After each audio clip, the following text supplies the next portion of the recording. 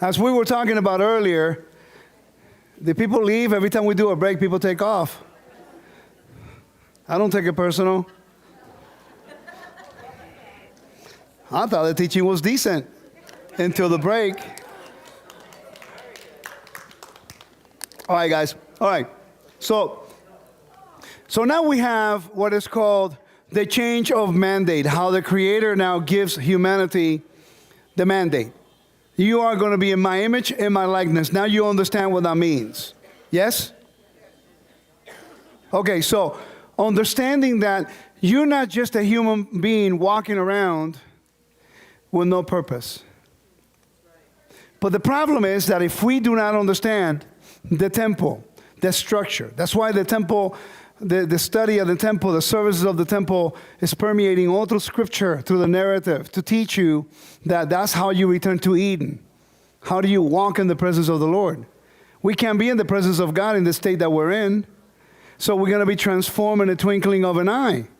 What does that tell you? That we're going to be in the presence of the Lord, but we can't do it unless we are, in a different state. I'm not going to speculate about what that looks like. I'm not that smart. I'm not going to worry about something I can't control. What I'm going to go worry, however, is what I could do today in order for me to understand the role and the mandate that the Creator has given me to do. See, many people focus on the little things. They major on the minors. And it's creating chaos in the body of Messiah. Why? Because we come from a system of religion that really, honestly, with all due respect to any leader present, the teachings are minimal in content. Because the people are not used to it. It's like when you go to the gym for the first time. You don't start working out with 300 pounds. You think you can until and then you go in there and you say, well, let me start with 10, And then you got to do that for a while. You have to condition your body, go through the pain process and all that stuff. And then you can go up in weight slowly. If you go too fast, you're going to get injured, you're going to get hurt, right? Well, the same thing happens when you're dealing with biblical principles. That's why there's revelation and revelation and revelation as we go through. I didn't know this stuff back 10, 15 years ago. I was finding my way around as to how to present the information. Okay, so now I'm learning a little bit better as to, first, what is my job? What is my function? And that's why I try to stay away from all the controversies and some of the arguments I have an opinion on, but is it really going to help my function and my purpose? Is it going to deter from what I'm supposed to do? Is it really that important to be right? Or is it better to be a good servant? See, that's the decision that I needed to make. Do I want to just teach because I want to be right in everything and not listen to people? Or I want to listen, exchange, debate a topic if we have to. But ultimately, it's about how do we represent our Creator on the earth.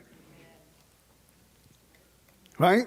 How many people you know that they're smart and then you hear them in person and you don't never want to hear them again? Right?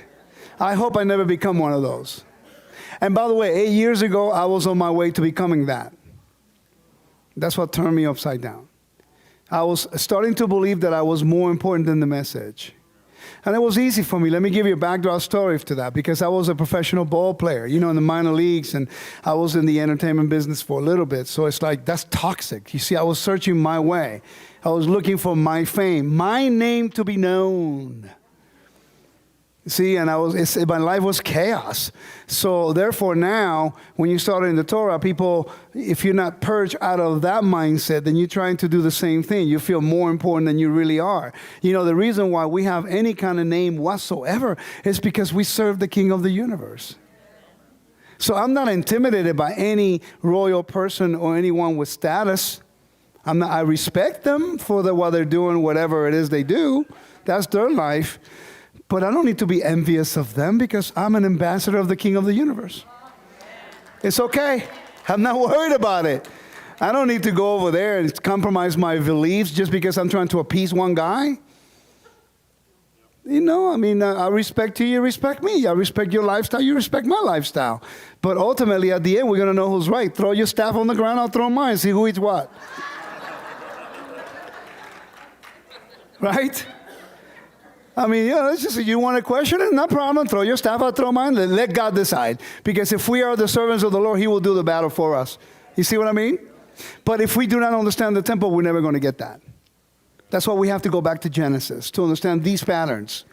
When I was younger, man, I was always seeking and looking. Now it's like, I think I get it. The other day I'm staying up until midnight. I'm there laying next to my wife, and we started talking. And I said, I get it, honey. I get it.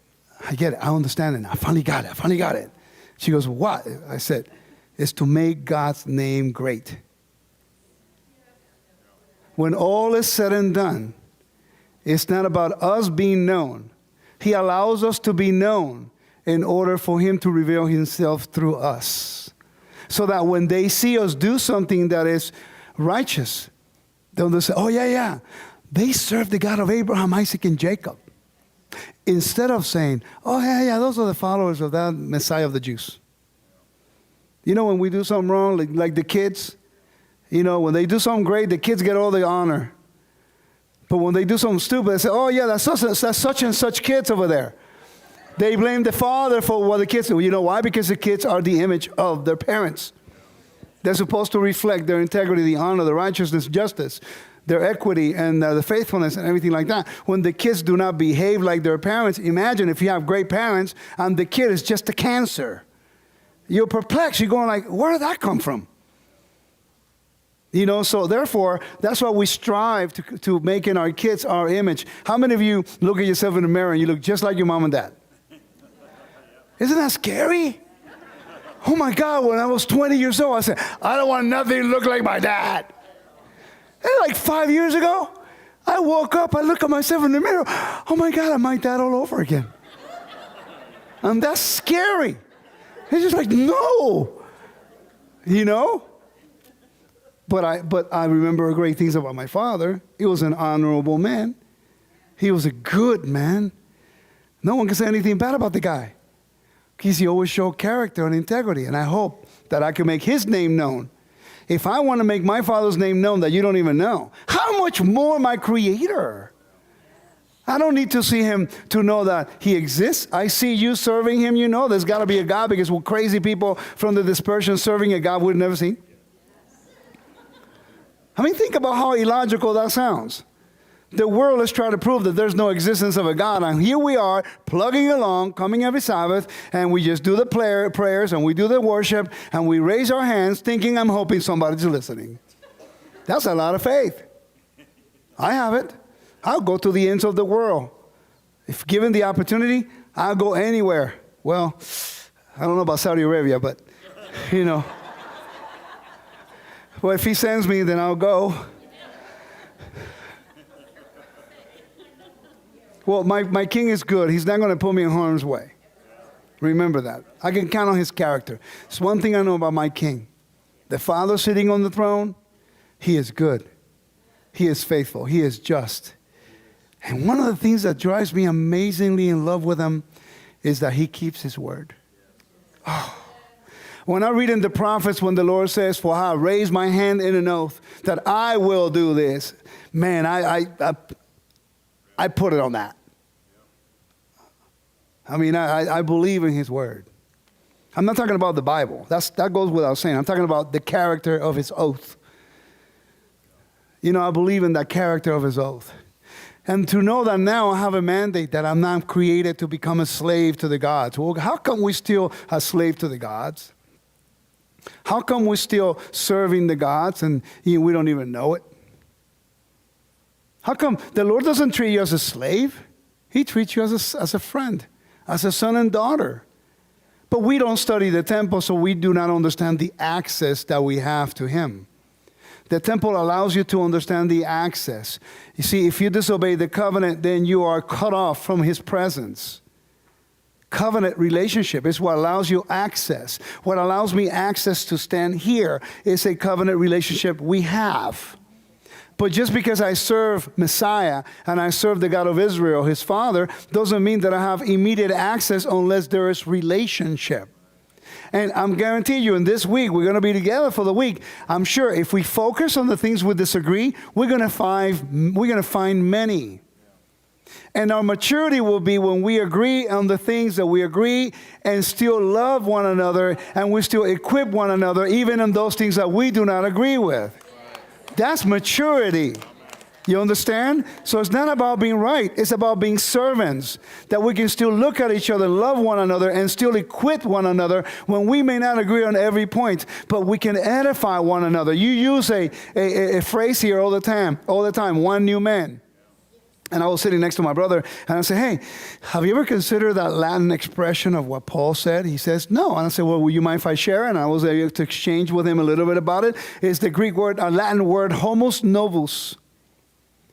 I'm departing from the topic to also let you know how Paul is trying to convey to the believers in Yeshua and the Roman Empire of their new status. Homos novus was the expression, it was a legal expression in Latin, the Roman Empire, because you have caste system. You have the patricians, you have the plebeians, you have the freedmen, you have the slaves. The slaves and the patricians, they have no rights. The slaves and the freedmen. The freedmen bought their freedom, but they were still subservient to their master. And the slaves, they had no hope of the world. They had no name. They had nothing. They had no identity. They had no land. They had no inheritance. They were lost with no hope in the world. They had no place in the society. They were not treated with equity. They were treated with oppression by their masters and everyone of higher rank. So Paul now is dealing with this big problem in the dispersion of all the believers in Yeshua. You have in a room on a Sabbath, you will have a patrician, you have a plebeian, and you have slaves, and you have freedmen. And the difference is that they all have to be one in Messiah. During the week, if you belong to a different caste system, you're dressed different, and they treat you differently. They will not even eat with you during the week. For a plebeian, a patrician in the Roman Empire to eat with a slave and a freedman at the same time in the table? That's table fellowship. That is implying covenant. You just didn't do that with just anybody. Now there comes a Sabbath.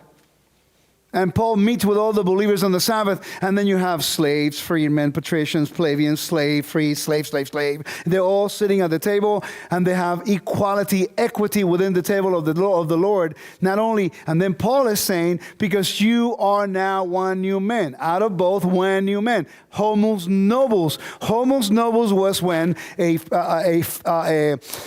plebeian, I'm not talking about a freedman or a slave, only a plebeian, like the middle class people, or a patrician, like the elite, the 1%. You know what I mean? When they will go from one status to the next. So let's say that now you are a plebeian and you get elected to become a senator. Now you can be hanging out with the patricians, because the patricians were the only one who can be senators. Right?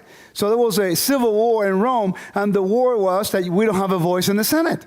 So the patrician says, okay, so you're going to select one person who's a plebeian, and then we're going to make them a senator. They can come around us. They'll be your voice to be heard amongst the senators. Now, within the Senate, they were a second-class tier type senator. You follow?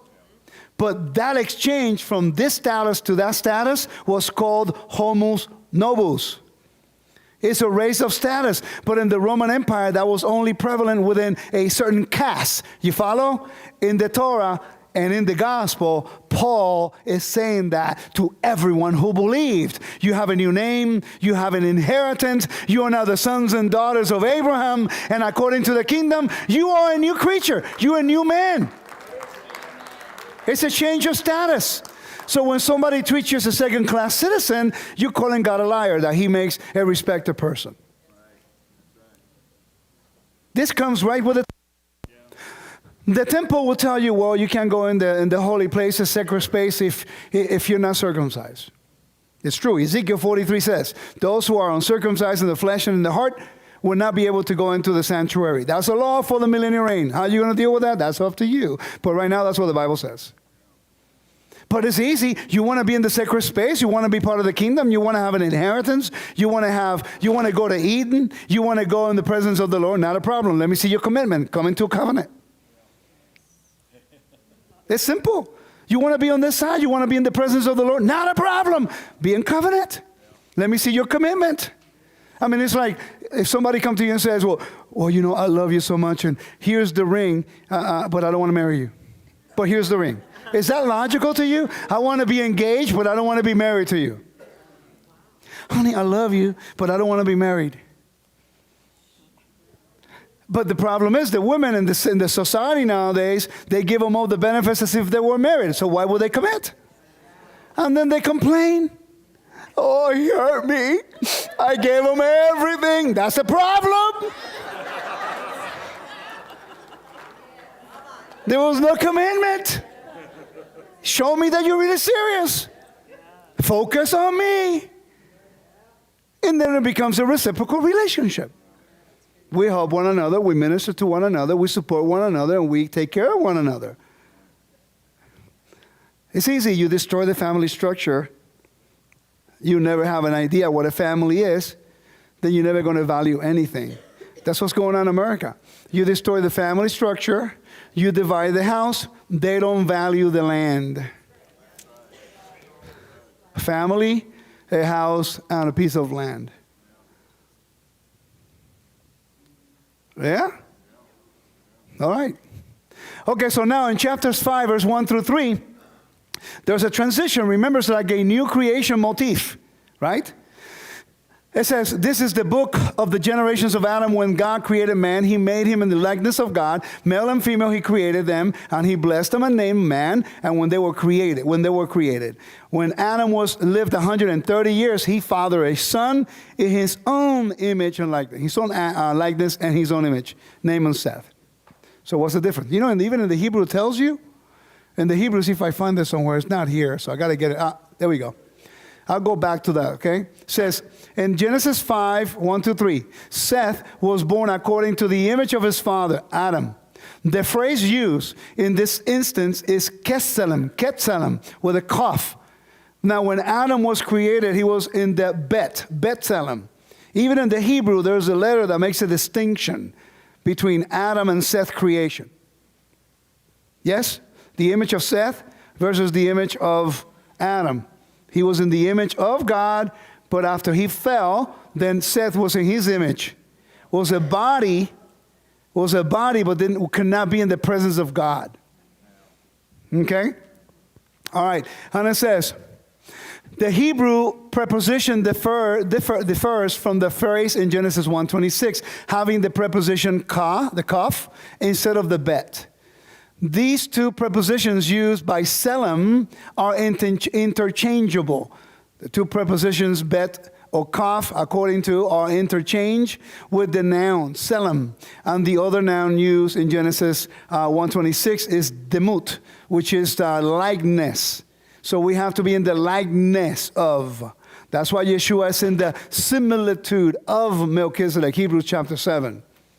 In the likeness of. Yeshua is called the image of the invisible God in the book of Hebrews. Also in Corinthians. You know, he is called. Why is that? Because Yeshua came to restore not only Israel, like I said earlier, but also he is restoring all of humanity back to the garden. But he cannot go and get the humanity without starting with his house. Remember? A house, a family, and a piece of land. So he establishes, renews the covenant with the family. He tries to regather the family to their house. And then he brings them to the land.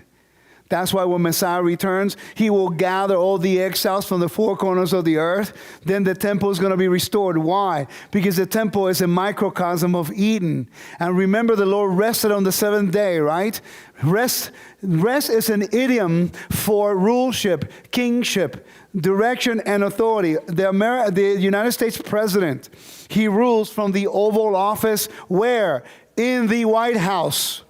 So what is the president trying to do? He's trying to keep together the land, the family, and the house. So what's going on? And what is the media trying to do? Destroy the land, the family, and his house. We are destroying what God told us to protect. No borders. No sovereignty. American citizens don't even know what American citizens anymore.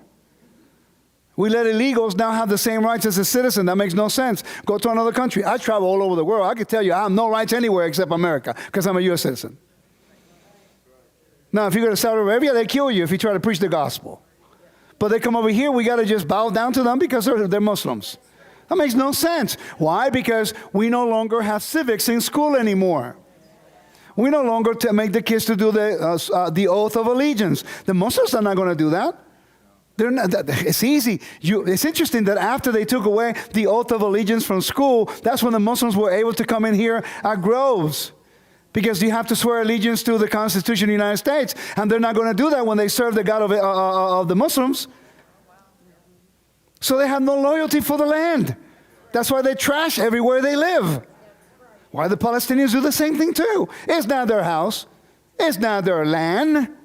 So what are they trying to do? They're trying to take away the land, the house, and the family, destroy. The same thing. That's what the enemy's trying to do. Right? You see how simple it is when we get it? The whole patterns are repeated all over the place. So you know who's a true teacher and who is disruptive when they're trying to divide the congregation, divide the family. You know them by their fruit. Are they sowing the barley that reaps fruit? Right? And you have to wait.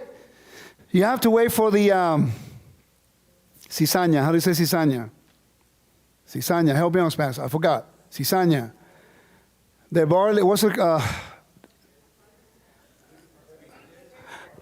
Thank you, the wheat and the tares. You cannot cut them off until they bear fruit. You got to let them grow. When the harvest comes, you know which one is what. That means that the fruit determines the quality of who. All right, good deal. All right, so the image of God. It says, a phrase found several times in the book of Genesis. Distinguishes humankind from the animal and plant kingdoms. Elevates humankind above all terrestrial created things so as to exercise benevolent and ethical stewardship over creation. That's what we're supposed to be doing. The image of God language is found in the New Testament as part of the believer's responsibility to imitate Messiah, who is the image or the imager of God par excellence. That's why Yeshua is the image of God. Why? Because Israel was supposed to be the image of God and they fell short. Yes? All right, so now, why the command against idolatry and images? Humanity's creation in the image of God may be described in those terms as a basis for the Israelite rejection of making images of their God. Making a graven image is prohibited because humanity already is such image. Chapters 20, verse 4 of Exodus. The word is not selim. Okay, in this passage is something else. Okay, so humanity is made the store masters of creation. Think about that. You are not a slave according to the ancient world. This is revolutionary. This is different. The Lord is picking you now. He chose you with all our insecurities, with all our attitudes, with all our deficiencies, and he says, I will seal you, I will restore you, I will bless you, I will redeem you, I will save you. All I want you to do, be thankful and let everybody know how good I am. Make my name great. Right? And this is not about making America great again. This is about making the name of the Creator great again. Because, by the way, let's go to John 17 real quick. I want to show you. John 17. Is that right on that one? John 17. Yeshua spoke these words, lifted his eyes to heaven and said, Father, the hour has come, glorify your Son, that your Son may glorify you. You have given him authority over all flesh, that he should give eternal life to as many as you have given him. And this is eternal life, that they may know you, the only true God, and Yeshua, Messiah, whom you have sent. I have glorified you on the earth. I have finished the work which you have given me to do. That's temple language, by the way. And now, O Father, glorify me together with yourself, with the glory which I had with you before the world was. Verse 6 is really important. I have manifested your name to men whom you have given me out of the world. They were yours, you gave them to me, and they have kept your word. Wait a minute. I have manifested your name. I got a question for you. How many arguments do you see in the book of the Gospels, Yeshua arguing with people about the pronunciation of the name? In the Gospels, how many debates did Yeshua have with the Pharisees and Sadducees? And no, the name is pronounced this way. I mean, if anybody knew how it was pronounced, it would be him. Right? Because the angels constantly are saying, Adonai Sevaot, holy, holy, holy, the Lord of hosts, in the heavenly realm. So if anybody would have known, Yeshua knows the name, right? But it's interesting. He says, I have manifested your name. How did he manifest? He didn't say, I pronounced the name correctly for them. He manifested his name. How? Through righteousness and justice and equity. Somebody sick, heal. Somebody hungry, feed them. A widow, take care of them. A homeless, take care of them. Strangers, make them feel welcome. You know, the outcasts, make them feel part of the... Can you imagine Messiah coming to you and you are a widow in Israel and no one pays attention to you, you're a widow and you're destitute, and then all of a sudden, my master, Yeshua, the Son of the living God, says, hey, how are you? You doing okay? What is your name? Would you mind breaking bread with me? I mean, back then for a widow, you have three choices. Either you become a prostitute, you die, you become a slave. And then to have Paul going into the Roman Empire and teaching the Corinthians, don't you know that you're the temple of God? By the way, he's not talking to the individual. Go to chapters 1, verse 1 or verse 3. He's talking to the ecclesia, to everyone. We are all the temple of God here today. But individually, he's not talking to the individual. That's something we need to understand. And the Bible is always collective. Americans are individualistic in nature. We're no longer in the World War I, World War II, and Korean War. We were all one people. That divided in the Vietnam War. After that, we are individuals. And the sad thing is, those who fight for our freedoms, we turn against them. We've lost a sense of nationalism. In the Torah, you see the same thing too. You see the same thing too. So what happens is that we become individuals, and that's a problem. Because in the Bible, the sins of one can affect everyone. The honor of one can bring honor to the congregation, as well as the shame of one can shame everyone else. So the Bible is a collective unity. We are all one. So Paul is teaching the Corinthians, pagan people who are coming over to the gospel, and says, don't you know you're the temple of God? You can't be sleeping around with prostitutes and serving all the gods and going to the Ishmael games and doing imperial worship and go having, a cup of coffee with this guy over there who's your patron who has to give you a prostitute to keep you entertained. You're not supposed to be like that. You can't go around stealing from people. You're supposed to treat each other with equity. You are a temple, and the temple has to handle themselves separated in the levels of holiness. He's trying to encourage them to know who they are. They're not pagan people who are dirty no one wants. The God of Israel has accepted them because they're humans.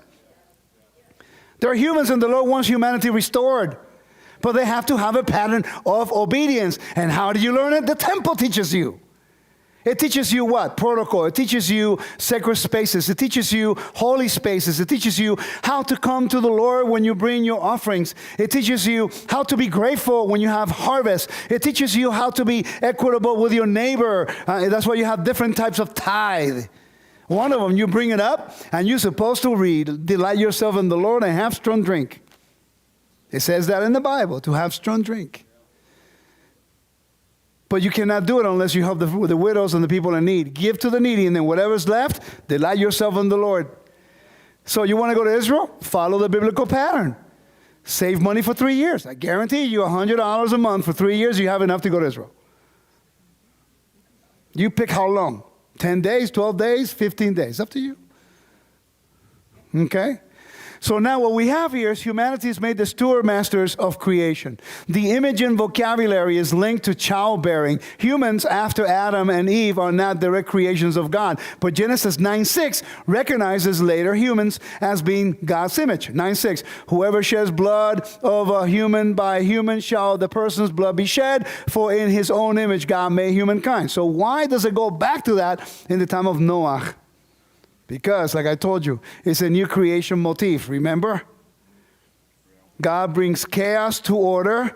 Noah dedicates the earth again by building an altar.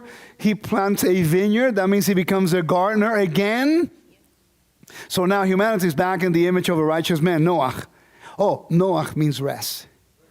And rest means kingship, ruleship, authority, and ownership of the earth. Do you think all these stories are by coincidence? Right? And it goes from chaotic waters to order.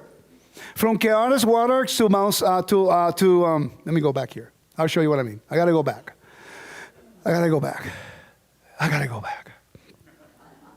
Right here. Let's take this whole the whole principle here. It says, 6 days later, that's Matthew 17. 6 days later,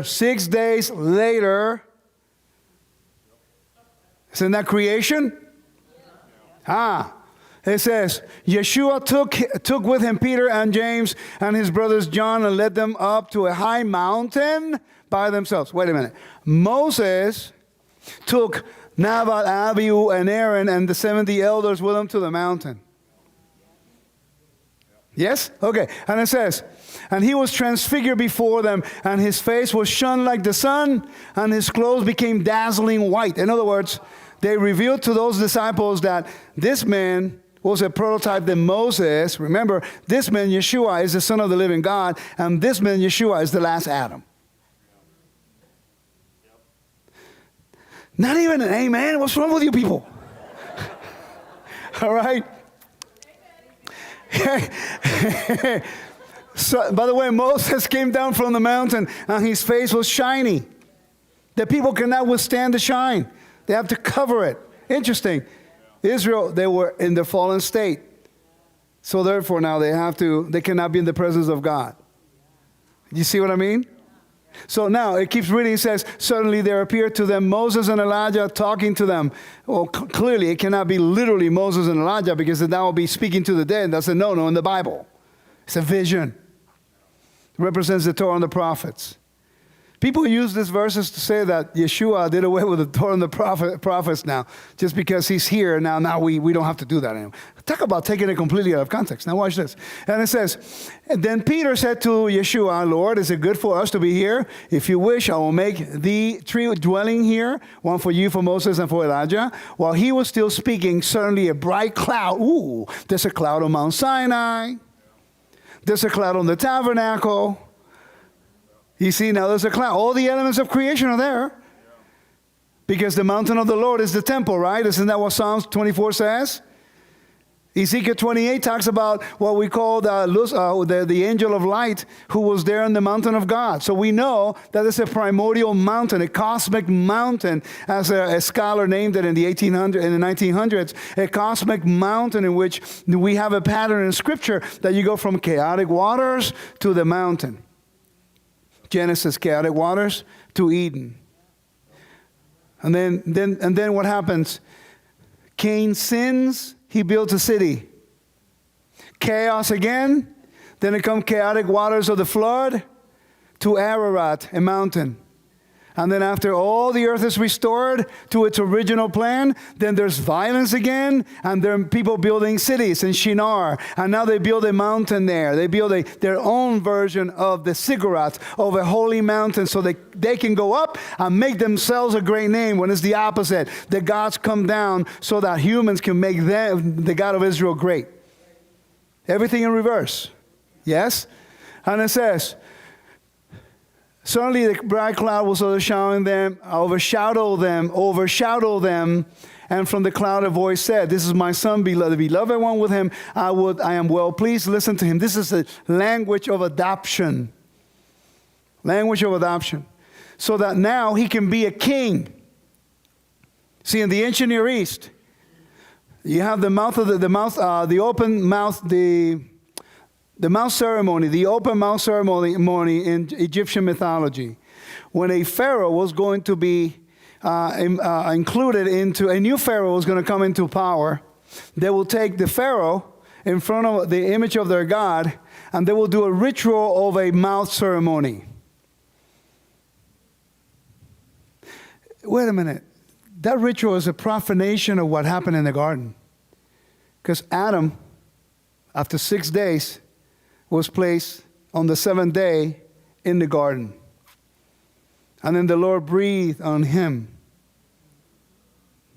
the breath of life. What Moses is doing is trying to let you know it's not the gods of Egypt that gave life to humanity. It is the God of Israel who gave life to humanity. He's the one who gives us the mandate to be in his image, not to be slaves, to be oppressive of the gods, but for us to have dominion, co-heirs. That's why the Bible in the New Testament says that we are co-heirs with Messiah. Think about that.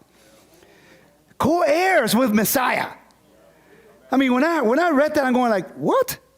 Can you imagine you being a slave woman in the first century? And you are the husband. And then you have a bad master. And the master at the time could do anything he wanted with both of you. He can sleep with your wife. You cannot say anything about it. I mean, talk about oppression. And then comes Paul. Paul comes hanging around. He sees your oppression. He's a Roman citizen. And he's Jewish. He's a Roman citizen. Big deal. So he's a plebeian. So he has rights. And in the first century, a Roman citizen was a big deal. It's like an American citizen today. Everybody wants it. Okay? Okay, so now Paul sees you guys and he knows you're slaves. And immediately he says, hey, Reuben, how are you? My name is such and such. And then he looks at you, I'm sorry? Susan. Hey, Susan, how are you? Can you imagine now Paul coming to you and start talking to you as human beings? Not as a slave. Not as a lower caste. And he says, by the way, you know that my master, we can be co-heirs with him? Excuse me? Co-heirs with your master. How does that work? Oh, because the Messiah that I serve, his name is Yeshua, he was crucified on the cross. Oh, he's shamed.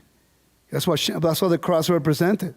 That sign is freedom to us, but back then it was the worst type of death that you can have. Shameful.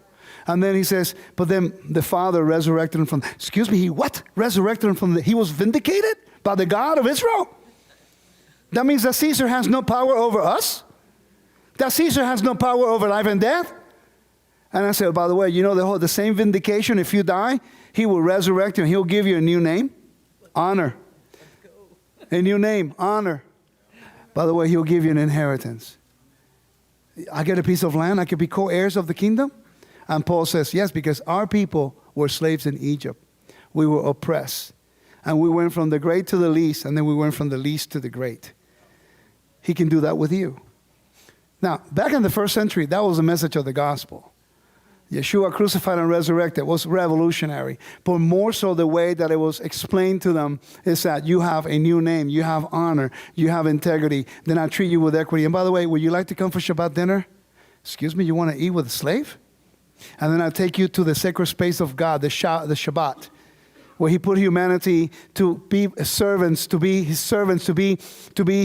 steward masters on the earth. And then we all think the Sabbath is for us to prepare the table and for us to like make it so we can welcome God to our house. No, it's the other way around. He has provided for you. He raised your level of honor from slaves in this world to free people. And then he invites you to come into his holy place, his sacred space. And then he says, I want you now to sit at my table. But all you need to do is wash your hands. You wash your hands before you approach him. Wash your hands. Lord, I'm here. Hope I'm righteous enough to be in your table and in your house today. That means that your house on the Shabbat becomes a microcosm of Eden and the millennial reign. That means that God is Emmanuel with you that night on Shabbat. So when you give thanks for the bread and thanks for the wine, you Baruch atah Adonai Eloheinu melech haolam. Blessed are you, Lord, King of the universe. You are exalting, making his name great for everything, for the food, for the wine, for your children, for your wife, for life, for Israel. Man, everything you say you do on the Sabbath is to make his name great in every prayer that you do. Because that's the enthronement ceremony. He has called you from the nations so that now as a kingdom we can become a temple, and he sanctified you because we can't do it ourselves, and then he provides for you, and then he says, set up your table as my altar and have salt for covenant, have bread for provision, have the wine because it's a blessing, and wash your hands because you come into a cosmic mountain on the Sabbath to a high level of holiness on the week. You're coming up, aliyah, you're coming up to the Lord. Wash your hands. Is there idols in your heart? No. Do you have a clean heart and clean hands? That means that you now can ascend my mountain. See, it changes everything. That's when I keep Shabbat now. I'm going like, wow, you picked me to be your servant, to serve you, to exalt you, to praise you, to let everybody know that you are the King of the universe, that this is your sacred space, that this is your sacred time, that you're bringing us into the garden again, that you bring us in a microcosm of Eden today, where there's peace, shalom. See, but we don't study the Sabbath like that. We just grab the Sabbath in the Bible and beat people over the head with it. Instead of teaching them how special God thinks of you, that he wants to bring you into a microcosm of the perfect peace of the kingdom. Changes everything. What really makes an impression on me is every Shabbat when I'm home, which is rare. When I'm home, I get to pray for my wife. It's impacting. Every time I do, I cry like a baby. Because I'm grateful. Because I look at her and I'm going like, how in the world would you ever give me that amazing to me? I'm not worthy of that gift. Then I have two boys. I have a 26 and I have a 21-year-old. And it's incredible. When we go to the congregation, we do the blessing. Here are my two boys, grown men. They're coming up to me for me to bless them. Really? I mean, they're seeking the blessing of their father. You know, when I was a kid, I always seek out my dad to bless me. In Spanish, we have a custom. We go in anywhere. The moment we walk up and we see our family members, and my mom and dad say, bendición, mami. I mean, we strive for that blessing from our parents. You know. And I always say, man, when I'm a dad, I hope my kids seek out the blessing from me as I seek it of my dad. And now the Father restored everything. So now that's happening. You know, and I'm going like, wow. Everything I own, he gives to me. Everything I have. I remember having 13 years with a bad hip. I couldn't barely walk. You know, I don't know if some of you ever saw me, but I kept going to Israel. I kept going forward. I kept traveling. I kept doing this. There were times when I would step and the pain was so intense. Okay, and I kept teaching, and then I have to go lay down for 3 hours. But it didn't matter because I was still an ambassador of the King. It didn't matter. I said, Lord, even if I have to limp, I still love you. I praise you. I will uplift you and honor you. Because I knew eventually I needed surgery. Okay, I got no insurance. It just so happened that the insurance kicked in after the other one came and they paid for but I still have to pay like $15,000 in my own pocket. And my wife said, oh, she's stressed out. I said, honey, I serve the God of Abraham, Isaac, and Jacob. And I am his servant. And I'll believe in him. He'll provide for everything. Don't worry. We're good. I don't know anything. It came in. I never have to ask. You know, and this is why I'm teaching you this. I'm going like, how in the world is it that I can understand this? And I'm thinking, I'm not worthy, so that's why I'm so passionate. I'm grateful. And if you can go back different today, understanding the Sabbath and the temple, and you say, I want to learn how to walk. If I go into the temple, which way do I go in? Do I go left? No. Make sure you go right, unless you're in mourning. Everywhere you come in, you go to the right, you get out of the left. This is a temple protocol. When I bring a sacrifice, do I bring the leftovers or I give him the best? You know, so when you come to the congregation, did you just give handouts to people? Or anybody have to entice you to help somebody, the widows and the strangers? Wait a minute, didn't we forget that we are all destitute at one point in our lives? Whether that was physically, economically, psychologically, bad relationships, and the Lord gave you a good partner? But then we sabotage it because we've been so wounded because we were not living according to our mandate, that we were just giving ourselves away to the world. We abuse ourselves. And then finally the Lord sends someone better than we deserve. And we have too many issues because we feel guilty and we don't value the gift he gives us. Amen. So the same thing that happens on the regular relationships is why we don't value salvation and we don't value the gifts of the Torah. I mean, think about it. And then he says, I have more planned for you. I want you to come into my sacred space, the Sabbath. And then I want to invite you for my feast. Every 7 months, I got some feasts. I wanted to delight in you. Come, just give me your best. Show up. No, sir, I don't want to show up now this time because the Jews don't know nothing.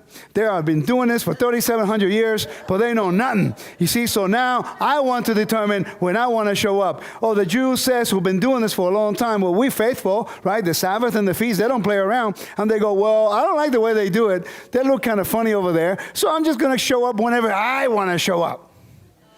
So thus we have like 5 Passovers and like 10 Shavuots and like 6 Tabernacles and when none of us can agree with anything. Mind you, we don't deserve to be in God's sacred space, and now we are changing the sacred dates. Holy feasts. We just do it according to our own understanding. Now we are telling the king when he's supposed to show up instead of us being submissive and show up when he says.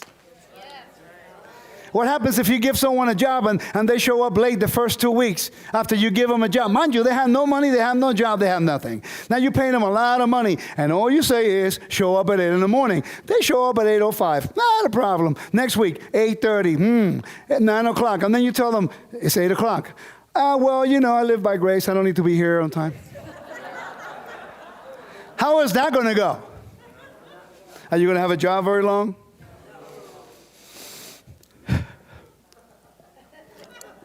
So the temple teaches you. The temple service starts at a time. You got to be in place at the time that it starts. It's not waiting for you.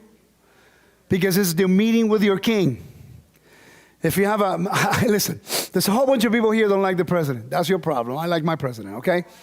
All right. People tell me, stay away from the politics. It's my opinion. You can't respect my opinion? Anyway, but if you don't like the president, and then all of a sudden now they invite you to the White House, guarantee you don't like the guy, but you're going to go buy a suit. And you're going to get nice and pretty. If you're a woman, you get your nails done, your hair done, all that stuff. You got nice heels or whatever, because you're going to meet a person who has any kind of authority. Queen of England, all you ladies, if you don't wear hats, you know. Again, look, if people say, well, women should cover their hair when they read the Torah. Oh, no, we don't want to do that. But then when they go meet the Queen of England, you got to wear ugly hats. If you're going to meet the Queen of England, you have to wear the hat. If she stops eating, you got to stop eating. You don't start eating until she starts eating. And by the way, when you're going to meet her, you got to wait until she calls you, and then you got to go, ding. That's the protocol, right? That's the protocol. And you have to learn it before you meet the queen, a mere mortal, who's just a symbol. Really have no authority whatsoever, just a symbol, right? They respect the symbol. How much more my king? How much more the house of my king? Where he dwells, he wants to dwell in the house, and he wants to teach you his patterns. He wants to teach you his holy spaces, and then he teaches you, when you come to me, be cleansed. Wash your garments. Wash yourself. Clean your hands. You're coming. That means that you're righteous. Come on up now. Wear white. Right? Didn't people wear white on Yom Kippur? Why is that? Why did the priest wear white on Yom Kippur? To show you that even once a year, the Lord still desires to allow men to be in his presence. That's why the high priest represents all of Israel. And he wore white. So you see the story in Matthew 17, how it reflects an enthronement ceremony? You have all the elements. After 6 days, that means this happened on the 7th day. Right? And there's the cloud. And there is the Lord speaking on behalf of Yeshua. Speaking. Remember what I told you in the ancient Egypt? The open mouth ceremony? In order for this Pharaoh to become a legitimate Pharaoh, he had to go to that ceremony in order to be deified per se. Or in this case, authorized by the image of the God. Because they couldn't talk to the God directly. They went to the image. But in this case, the Lord is speaking directly to us. We don't need another idol. We are the image of him on the earth. You see what I mean? All right, so this is what the ancient worlds believe. Right here, this is what I want to take you on the right. Egypt, Sheol, chaotic waters, disorder, dysfunction, death. That's where he brought us from. Hey, I got a question for you. When you came to the gospel, how many of you, your lives was a living nightmare for about 2 or 1 year after you accepted the Messiah? Many people have chaos in their lives. They just cannot make it. I mean, they go backwards and they go back. And they're like, oh, I don't deserve it. I feel guilty. And they have a struggle. It's like a fight constantly. You're fighting all your addictions. You're fighting all your attitude. You're fighting your old man. You're trying to renew your mind, but you can't do it. For some reason, after you make a strong commitment and you say, I'm going to serve the Lord no matter what, then you go through the waters. Chaotic waters. That's why baptism has to be done in living waters, moving water, because it represents chaotic waters. It represents creation. It represents disorder. It represents death. So now your life is out of covenant. You just Adam without the living Spirit of God. You were just here, just a body, no purpose, no hope. You were just trying to create your own name, and that failed, right? And then you have to go through chaotic waters. It's called baptism. Living waters, the waves running through. You go in. That's a type of a birthing process. It's type of a new creation, right? So it's also divine judgment. Just like in the Noah. Is this making sense? Yeah. You're going from out of covenant into covenant, from out of relationship with God into the sons and daughters of God. But you got to go through the chaotic waters, just like Noah went through chaotic waters. Just like Israel went through the Red Sea, the first generation. Just like Israel, the second generation, went through the River Jordan. You see, you have to go through the birthing process.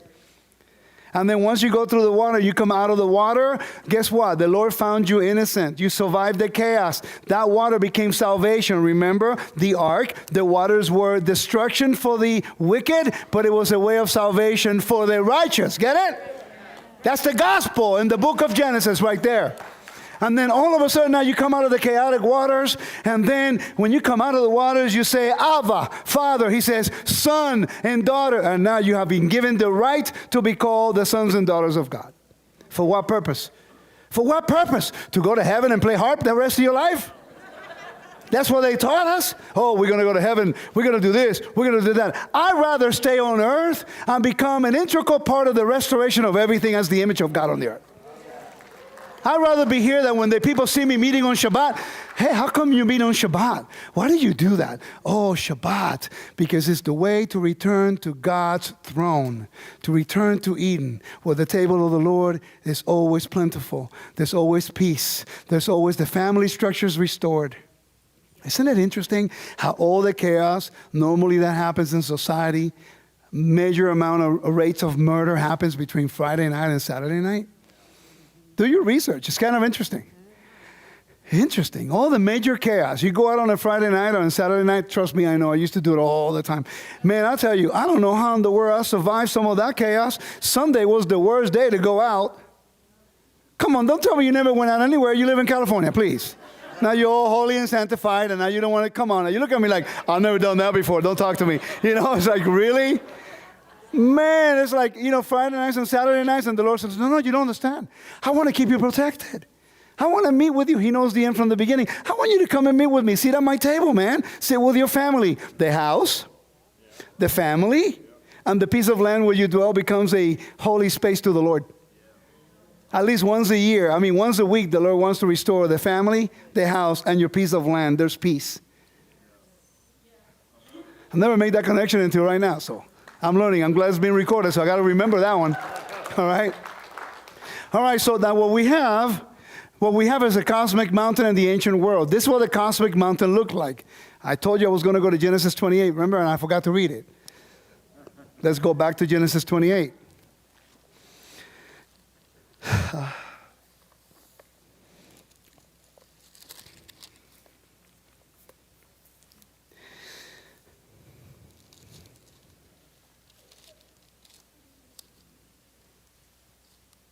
Is it 28? Yeah.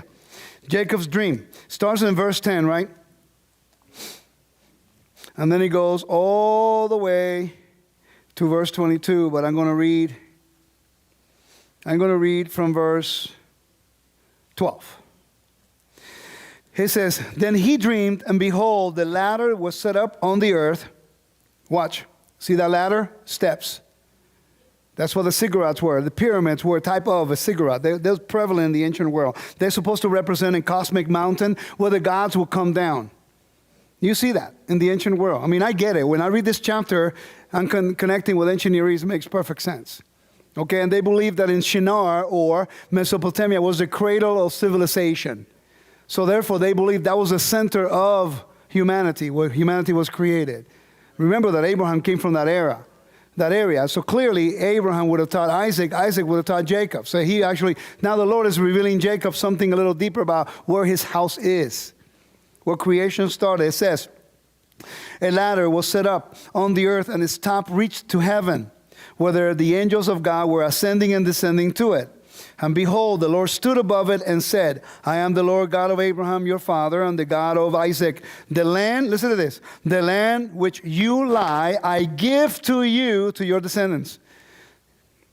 And your descendants. That's a gift. That means that the land and the people of Israel are the gift from God to Jacob and to Abraham and to Isaac. So if you speak against the land and if you speak against the people, who are you really challenging? Are you sure you want to fight that battle? So anyone, how will we not learn the lesson? I mean, when Antiochus Epiphanes went in and defiled the temple, defiled the land, and tried to kill the people, didn't he die? I mean, he died later on. He actually wrote a letter back apologizing for everything he did. Have you ever read the story in the book of Maccabees? Go back and read it. It's really fascinating stuff. I mean, he was so afraid of what's going on. They go, oh, let me write about maybe I got forgiveness or something. Nope, too late for you, dude. And then we have the Nazis, right? We have Hitler. I mean, and we have Egypt. And we have Babylon. We have all these things. How will we not learn the lesson? Every time you try to do something against the people, against the land of Israel, you're always going to have judgment because it's a gift. All right. Verse 13. I read that already. Verse 14. Also your descendants shall be as the dust of the earth. Interesting. Dust of the earth. Going back to the creation story. You shall spread abroad to the west and to the east and to the north and to the south. Spread. And in you and your seed, all the families of the earth shall be blessed. Why? You become like gardeners. Be scattered. The seed of Abraham will be scattered. Get it? Israel is going to be like the master gardener of all of God's garden, which is the earth, because the earth was the original temple. This is why after the millennial reign in the book of Revelation, it doesn't speak about a temple. Have you noticed that? Everything's going to be renewed. Renewed heaven and renewed earth. It doesn't say about a temple. And it tells you in chapters 21, 22 that the Lord will dwell among men again. Emmanuel. So guess what? Do you know that you are Emmanuel, that you are Emmanuel, that you are Emmanuel, you are Emmanuel, and I am Emmanuel? Because we are the image of God on the earth? That's what it represents. Emmanuel is an idiom for a king of Israel. A king of Israel was supposed to be the image of the God. That's why the Antichrist, when he sits in the temple and he sits there, he is saying, I come with the authority to rule this house. But he was not put there. He is usurping the authority, thus challenging the gift given to David, because the Lord gave the kingship to David as a gift. Covenant of salt. David is supposed to be the image of God, and he did righteousness and justice. The Antichrist does oppression. So the Antichrist oppresses people, and he is supposed to be the image of God. What does that say about the God who's sending him? So if you oppress the homeless, the widows, the strangers, the needy, and you say you love the God of Israel and you're oppressing your neighbor, you are shaming the name that you so desperately are trying to pronounce perfectly. You are shaming the name if you act in oppression towards your brother and your sister. So I'd rather not know the name and act with righteousness and representing his character than know his pronunciation perfectly, and then when I act and I do something, bring shame to that name, because now everybody knows who my God is. Have mercy upon us, O my Father, my King. Verse 15. Is this making sense to you? Behold, I am with you, and I will keep you wherever you go, and will bring you back to this land. For I will not leave you until I have done what I have spoken to you. I trust the word right there. He says, I am with you. I will keep you, will bring you. It's like Genesis 12. It was talking about Abraham. I will bring you. I will take you. I will redeem you, and I will bless you. Same pattern again. Now, verse 16. Then Jacob awoke up from his sleep and said, surely the Lord is in Hamakom, this place. Makom is an idiom for the temple. And I did not know it. Listen to this. He was afraid and said, how awesome is this place? This is none other than the house of, wasn't he in a mountain? Bethel, the house of God. This is none other than the house of God, and this is the gate. Look, look, look, look, look. They believed that this was the house of the gods, and that was the gate of heaven. That's what the temple is. The temple is the house of the Lord and is the gate to heaven. So if you refuse to study the temple, you are now nullifying your access to the heavenly throne. Because that's where everything goes. That's why you pray towards Jerusalem.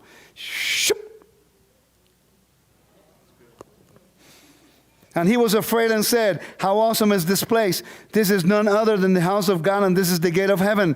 Then Jacob rose early in the morning and took the stone that he had put his head and set it up as a pillar and poured oil. And he called the name Bethel. You see that? Now let's go to verse 21. He says, so I came back to my father's house in peace, then the Lord shall be my God. And this stone which I have set as a pillar shall be God's house. And all of that you give me, I will surely give a tenth of you. So he says, hey, in this temple, because you gave me all this, when I come back, I'll give the tenth to you. No, but wait a minute. What did he do when he came back? No, he got scared of Esau, and he gave the tribute that's supposed to be for the Lord. He gave it to the enemy, Edom. Chapters 31, 32, and 33, the book of Genesis. He gave everything. The Father blessed him over there in the dispersion. And instead of keeping his word, he gave it out of fear to his brother. And then he didn't go to Bethel. He went to Shechem. He went to Shechem. And what happened there? Chaos. Chaos. Chaos. Chaos. Chaos. Finally, he got it. I think I got to go to the mountain. So he tells everybody, put away your strange gods. Remember? Why do they do that? I mean, so they came from Laban's house with all their gods. Put away your strange gods. What does that mean? In the ancient world, when you will bring your family gods, was guaranteed of your inheritance. That's why Laban freaked out when Rachel took the gods and Jacob didn't know. It was the guaranteed of the inheritance of the father. So that means that Laban, when he had children, the family gods was the guaranteed. Whoever possessed the family god, that one has the inheritance. Get it? So he's telling, put away your strange gods. In other words, we're going to go to Bethel. We went from chaos to the mountain, to order. We created chaos in the dispersion. We give away our inheritance to the pagans, and now we have chaos, we go to the mountain. Put it away. You don't need an inheritance from men. He's going to give you the inheritance now. Interesting, right? So let me continue here. We'll be done in about a half hour. I think we got 20 minutes, and then we go from there. I'm staying on time. I'm being good. I'm being good. So what is the role of the Ruach, of the Spirit of God? In Genesis 1:22, 26 and 27, talks about the creation of men. Genesis 3:7, when Elohim Adonai formed the man of the dust from the ground, he blew into his nostrils the breath of life, and the man became a living creature. I already showed you about this. This is the difference between a house and a home. Your bodies became the home of the Spirit of God once you accepted Yeshua. You went from life on this earth without hope of eternity to now life of eternity. So you don't care about if you die tomorrow, you want to live, but if you die, you know we are going to be vindicated and we are going to be restored and we're going to come back to Eden. Because God said so, we must believe him. I don't care what anybody tells you. He says we will be an inheritance of the kingdom. I believe him. I put my trust in him. If I die doing it, it don't matter. I got to believe it. I got to stand on his word, on his trust, on his oath. That's the most binding thing. It's an oath. What keeps me together with my wife is not love. Love becomes the essence of our relationship. It becomes the icing on the cake. What keeps me together with my wife and focus on her is my commitment to my Maker and her and my oath that I made. I never knew that before. That's why I was going from relationship to relationship. I don't like it. I don't need you. Bye. I fell out of love. I fell. What happened? You're walking, just hit your head one day. I mean, that's ridiculous. I fall in love with you. Or I fell out of love. No, you were not committed. I fell in love with you because, you have something I want. I want to have a girlfriend so I can have all the benefits of a marriage. And then I throw you in a disposable relationship. Just get out. I don't need you anymore. Happens in both men and women. Interesting. The enemy's trying to do the same thing, entice you to do what? Profane the house so that it can never become a home. I got to repeat that again. Okay, he's trying to profane the house, this body, so that no one want to live with it. Right? I mean, think about it. If you profane yourself in relationship to relationships, and you meet a really nice guy, or you meet a really nice girl, right? And now you are profaned. This guy's got to deal with a lot of stuff. The question is, can I live in that dirty house? Right? Can I deal with that dirty house? No. We want the relationships to clean the house that we created the chaos. That's when I changed my prayer. I said, Lord, change me that I may change my circumstance. Then I began to become the man God wanted me to be. When I was ready, then he sent the person who was willing to see the mess that I created, but I was willing to clean it out. When I cleaned it up and I was willing to commit, then she wants to live in it. And now we have a family, a home, and a piece of land. But the order came from chaos, and the only one who fixed the chaos was the Creator. I'm telling you, man, I sit there in the car, and I have a lot of driving to do this week. And I was sitting there coming here from Vegas. Man, there's nothing nice to look at. So I was just looking to the right, looking to the left, looking to the front. And I'm like, all I see is I can understand why the children of Israel want to go to Egypt. I mean, seriously, you got the pyramids in Vegas. And you start driving over there. When you get to Barstow, you're going to go, I think I'm going back to Vegas. It's more fun over there. You know what I mean? There's plenty of food, plenty of entertainment, and plenty of things to do. Right? In the desert, there's nothing. You just got to look at ugly stuff. It looks kind of green now. And you look and you see mountain and mountain, sand, mountain and mountain. And I took that opportunity to just remember the children of Israel in the wilderness. And I began to reflect on exactly how my life has been the same way. And I'm thinking, oh my gosh, what a beautiful wilderness. Because that's the place where the Lord revealed himself to the children of Israel. Away from entertainment, away from what looked good, away from what the world has to give you, away from chaos, away from death. You know, the desert seems like if you don't have water and you don't know which way you're going, it's death. But when you're with the Lord, the cloud becomes the best GPS you can find. Just follow the cloud. So I began to thank him yesterday. It was amazing. I'm sitting there and I've got all my music and I'm singing alone and no one's listening to me. So I'm singing out of my lungs, you know, and I'm just so grateful and I'm just so thankful that I get to work for the kingdom. And I'm just looking out here, I look over there, look forward. I'm going, you're so good. You're so kind. I got nothing to look at, no distractions. So I look up, thank you, Lord. I'm looking at the traffic. Thank you. You're so good. You know, it's like all of a sudden I understood the people of the wilderness. And I was waiting to see that mountain because he told me, the moment you go over that mountain, call me. I'm thinking about this whole thing. When you're talking to me, I'm going like, yeah. You know, when they see the mountain, imagine Israel. They saw the mountain, right? And they scared the living daylights out of them because now they hear the voice of God. And we pray, Lord, please deliver us from Egypt and deliver us from oppression. And the Lord hears your cry. And then he guides you through the wilderness and you're walking on. There's nothing like, and the life of Messiah is so boring. I can't go out Friday night. I can't go out on Saturday night. I cannot do this. I can't do that. I can't do that. And sometimes you're thinking, I remember when. You know, and the Lord on the other side, he's trying to bring you in the wilderness so he can teach you how to become a temple. You see, you have to purge your way from wanting to be in death and oppression and chaos. And he needs to guide you. It's interesting that the children of Israel never complain about the walk. They never complained. Have you ever wondered why?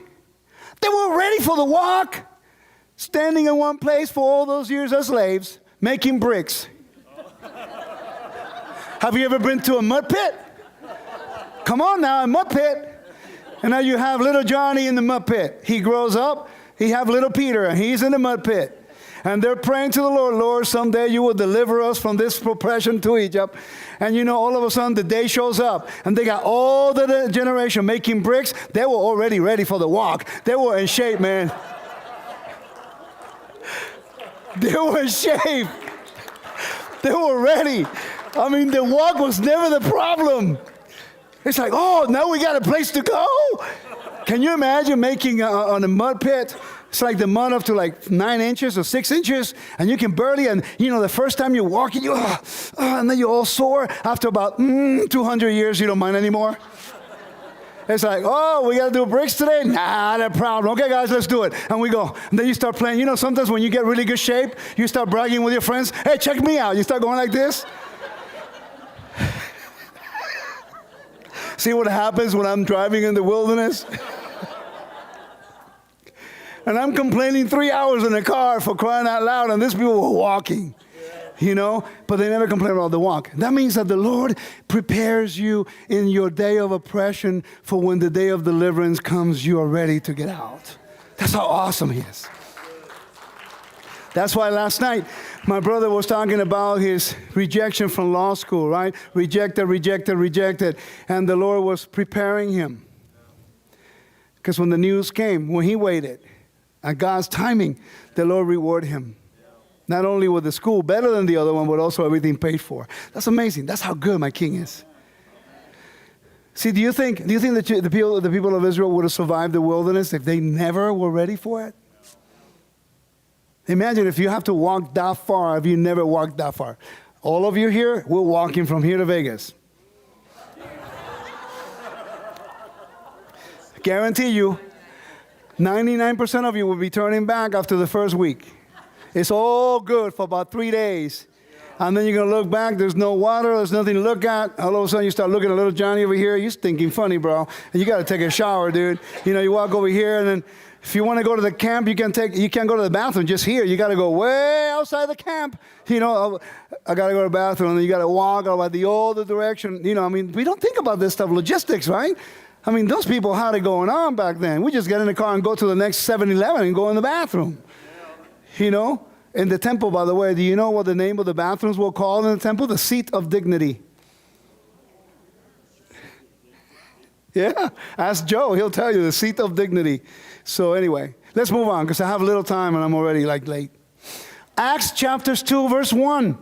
The day of Pentecost. It's interesting. On the day of Pentecost in Mount Sinai, it took them from death, from chaotic waters, to the Mount Sinai. And there was a cloud there. And by the way, you have the same division of the temple. You have the court of the women, court of Israel, and you have the court of the priests.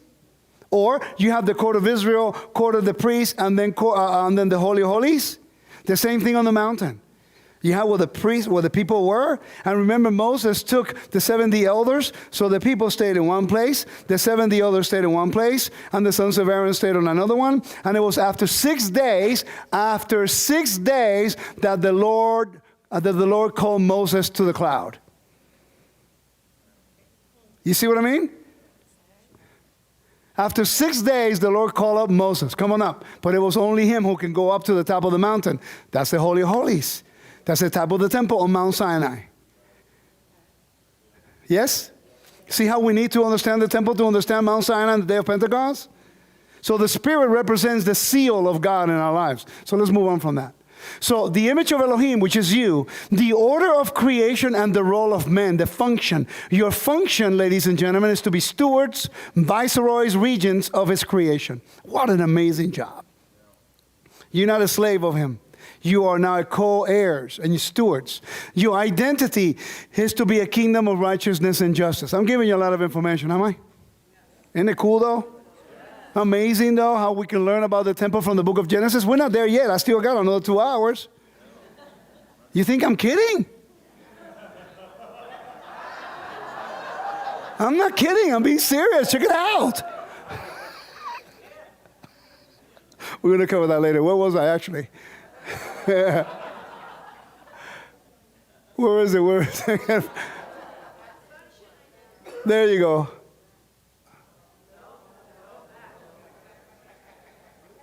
There it is. Kingdom of righteousness and justice and representation. We serve as His viceroys. Think about this. What an amazing honor, okay? Next, what was the function of Adam? To guard the garden. And actually, right after I'm done with this slide, I'm going to go to the next 2 right here, and I'm going to finish at this one, I think. This one, okay? So we only have like 4 more.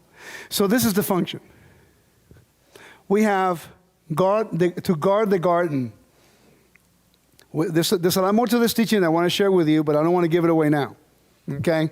I'm going to connect in the next, after the break, after lunch or whatever it is, I'm going to connect the garden with the tabernacle and make the connections, okay? This is all I've done already up to this point is trying to show you your function within the body, within the kingdom of God. We're supposed to be a nation of priests. Okay, fine. Does that mean that now we're doing away with the Levitical priesthood that God established? No, you don't understand. The original plan of the Lord was for all of humanity to be representative. That's what a priest is. What is the function of a priest? Is to intercede, to be a benefactor. Like you guys are going to go pray for someone this afternoon after I'm done, right? That's the role of a priest. To redirect a person on their behalf to the Creator, because now you are the voice of this great representative, of this God. You're the representative. That's supposed to be the plan of all of Israel. But because of sin, the Lord says, no, the priests have that role. But that doesn't mean you cannot not still work within the function of it. Just don't take their job away. But you can still work the function of it. You follow? That's what I'm saying. Okay, so now watch this. So you guard the garden, la avodah. Do you know what the service in the temple was called for the priests? Avodah. In Genesis, when it says that Adam was to work, to guard, and keep the garden, the word there is avodah, to work, to serve.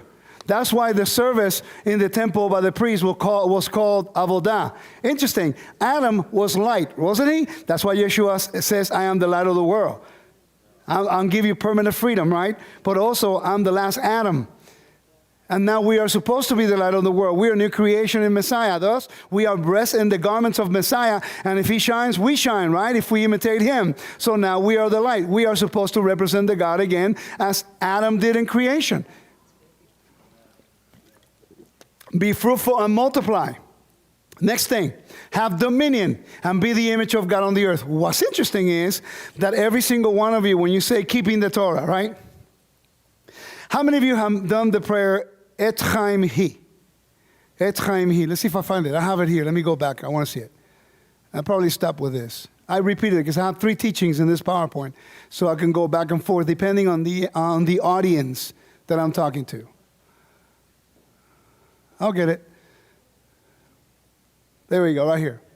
So every Shabbat, when I do the Torah service, after we do the reading, first we come to him and we praise, we uplift, we honor, we raise his name, make his name known on the Shabbat, right? On the enthronement day, enthronement ceremony. After we pray and we ask and we praise him, we bless him. That's why on the Sabbath blessings, there are only 7 blessings. On the weekly blessings, there are 18. Because on Shabbat, you are there to make his name great, to declare his kingship and his ruleship and authority. It's not about you today, it's about him. There's room for personal prayer. There's room for personal petition. But normally the day is all about him, because that's the day he has chosen you to come to the gates of Eden, which is Sabbath, and pray to the Father and thank him and be grateful and exalt his name. I hope this teaching, listen, I'm praying to the Father that he would enlarge my territory. I think the Christian church needs to hear this. You know, I hope that he gives me the opportunity to go to the Christian church and share this with them, because if they would object this, then I don't know what else we got to teach them. No believer should ever have any objection with this. The Bible is quite clear. They just might have an objection with the Torah. But check this out. The Lord is given a garden. He's a gardener now. The Lord gives Adam a role to be the gardener, to protect, to guard it, right? So that's what we do with the Torah. The Torah is the tree of life. Listen. So after the service, we raise the Torah and we say, Etaimchi leman chasikim ba vetomecha meusha derechecha darchei noam vechol netivotecha shalom. That's what we do. And then we say, help us and guide us, inspire us and provide us. It says, Hashivenu Adonai elecha v'nashuva Chadesh, Chadesh Yamenu, Chadesh Yamenu kekedem. Then we raise it up and we say, with wisdom your Torah can show. Cause us to learn, renew, return, just as in days of old. That's what we do. That's what we do. We raise the Torah. That means that now we, at least on the Sabbath, we become the primordial Adam. And we are now guarding the garden, the Sabbath and the feast. It's all a microcosm. And we keep the Torah. When you observe the Torah and when you share the Torah with people, you become the image of God again. And now you become Adam, and you are sowing the seed of the word of the Lord. You are protecting the Torah. You are Adam again. That's what you're called to do. But you're never going to be able to do it unless you understand your purpose, your function of how the temple works. Why? Because you see, the veil rented. There are 4 veils here. This one rented. Why would the veil rent? Like I said last night, the veil was designed as the heavens. Josephus talks about this. It was designed as the heavens. It ripped. Why does it rip? So we can have access to the Holy Holies. Hello, ladies and gentlemen. No one can go into the Holy Holies. And if we had access to the Holy Holies, then why would we need Yeshua as the high priest? It makes no sense. Right? Because we cannot go in there right now. Now, in the millennium or after the millennium, when Messiah, or when the Father returns on the earth and He dwells with us, and all of the earth is restored, and we are now perfect in His presence, then we're going to be able to Emmanuel with Him. The whole earth is going to be His sacred space again. That's going to be amazing. I can't even imagine how that's going to be. All right? So what happens is, then why did the veil rent it? Could it be possible? It's to let us know, because inside this place, right in here, look how big it was. You have the menorah, the altar of incense right here, and the showbread. Could it be possible that the veil renting is to let us know that we have access to the tree of life? The tree of life was designed. That's my menorah, by the way. Okay, it's a beautiful work the guy did. All right, and the tree of life, the menorah, is designed as an almond tree. The staff of Moses, an almond tree. Wasn't the almond tree inside the Holy Holies? Placed in the bottom in front of the Ark of the Covenant? Interesting. So could it be possible that when Yeshua died, the veil rents to let us know that through Him taking the shame of Israel and Him taking the shame of all of humanity to restore the covenant, and Him being vindicated by the Father in the resurrection, and now we dress the Messiah. That means that we can be the next Adam. All we need to do is imitate Him. What did He do? How did He treat people? That means that now, ladies and gentlemen, through Yeshua, our Master, He's the door.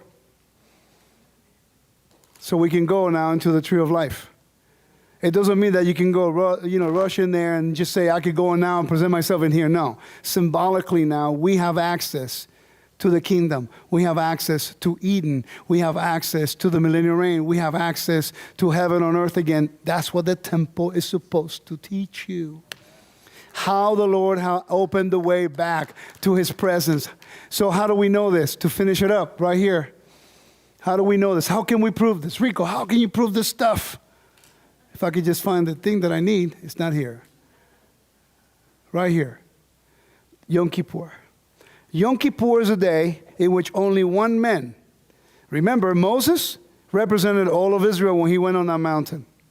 Adam represents all of humanity, right? Thus, Yeshua represents Moses, type of Moses, and Adam. That's why he's presented as a high priest in the book of Revelation, in the book of Hebrews, I'm sorry. Okay, that means that, think about this. Once a year, the gates of heaven open. And once a year, one person, that's why only one person can do everything. That's why the priests take responsibility for him and the whole Israel. Because once a year, like Adam was responsible for all of humanity, like Moses was responsible for all of Israel, thus Yeshua is responsible not only for Israel, but all of humanity.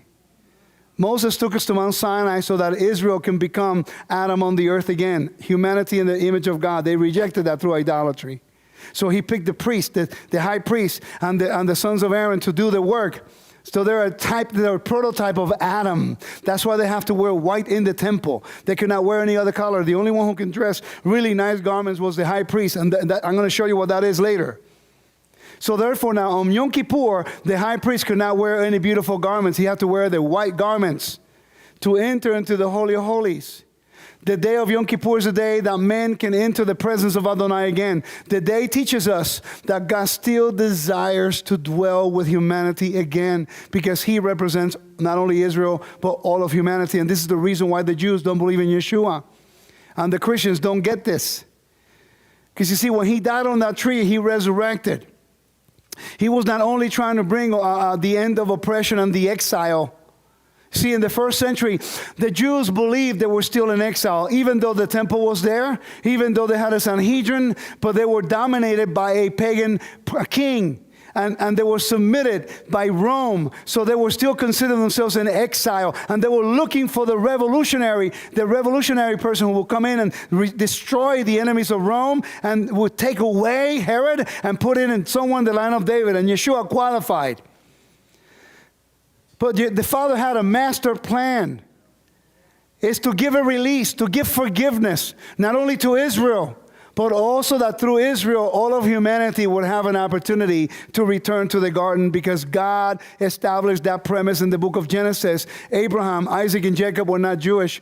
Adam was not Jewish. That means that the whole plan of God is not just for the Jewish people, but God is using the Jewish people and Israel as the vehicle to bring the reconciliation of all things. We can never disregard their role and their job. We need to unite with them. We need to be together with them, because they have a mandate. Are you with me? So therefore now the Lord Yeshua, when he passed and when he resurrects, is to restore all of humanity again in the future to the kingdom. Paul understood this. That's why he's teaching constantly. Don't worry about it. No matter what happens, he has sealed you into the day of redemption. You'll be turned and transformed in a twinkling of an eye. Don't lose hope. It may not happen now, but it will happen again. Constantly he's letting you know the master plan. He understood this because Paul was a lawyer. He was a teacher of the law. He understood the legality of the oath. He understood the legality of the document. He knew that God was bound by his word to act on behalf of his righteousness. And that's why the rabbis, when they pray, I just did the prayers this morning, says, act for your name's sake. Act for your right hand's sake. Act for your righteousness' sake. Act for the Torah's sake. Do not delay. Because we are asking him to work on our behalf, because he is good. He is righteous. And he is just. Ladies and gentlemen, I want to leave you with this. What in the world have you done that has found so much favor in the Lord, that with our idolatries, with our rebellions, with our attitudes, with everything we've done, the Lord saw fit that he heard your prayers and your outcry when you most needed it, and he sent somebody to bring you the hope of salvation. And then on top of that, when he gives you the hope of salvation, he says, will you be willing to work for my kingdom? So that way now, when I look at the temple, it tells you, you have the people who work in the buildings, you have the choir, you have the priests, you have the bread makers, the incense maker. It's a government. Everybody has a role. And there are people who sweep the floors, who gather the wood, who raise the flock, who took this, who got the grain, who got the oil. It's teaching you how to work as a kingdom. So now we have a congregation. We have leaders. We have people to work in the kitchen. We have people to teach the kids. We have people to take care of all the things. Now, you know the most important people there? The people who clean the house. Those who clean the house, they're preserving the sanctity of the home that God has created. We don't think about that. We're thankful we have a chance to clean the house and allow the presence of God to make us his home. But we need to learn the temple to teach us that.